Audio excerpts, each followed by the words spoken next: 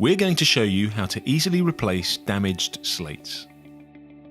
Using a slate ripper, slide it under the damaged slate to locate the nails fixing it in place. Once you've found it, pull down sharply to hook onto it, and then use a hammer to force the nail free. If the nail head is exposed, you can use the nail hook on your slate hammer and lever the nail free.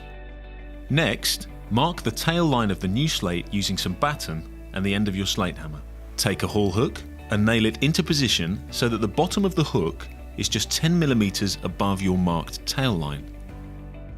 You'll find an attachment inside the haul hook packet, which can then be used to pull the sprung haul hook down, allowing you to slide the new slate into position, making sure it's neatly lined up with the adjoining slates.